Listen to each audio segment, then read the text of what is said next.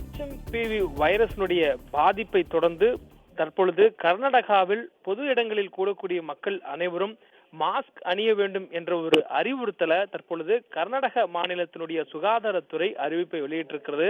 கர்நாடகாவில் 2 குழந்தைகள் முதலாக HMPV வைரஸினுடைய தாக்கம் இருப்பது கண்டறியப்பட்டிருக்கிறது.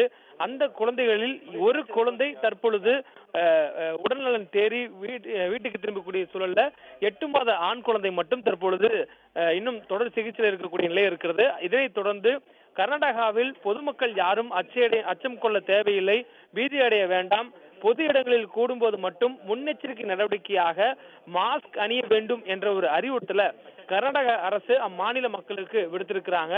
பொது இடங்களில் கூடக்கூடிய மக்கள் மாஸ்க் அணிய வேண்டும், கைகளை அவ்வப்போது சுத்தம் செய்து கொள்ள வேண்டும், கொரோனா காலத்தில் பின்பற்றியது போல ஒரு பொது சுகாதார முறையை பின்பற்றிக் கொள்ள வேண்டும் என்ற ஒரு அறிவுறுத்தல் கொடுக்கப்பட்டிருக்கிறது. மேலும் தற்போதைய சூழல் அவசர நிலை இல்லை என்பதால் மக்கள் பீதியடைய தேவையில்லை என அம்மாநிலத்துடைய சுகாதாரத்துறை அமைச்சர் தினேஷ் குண்டுராவ் தெரிவித்திருக்கிறார்.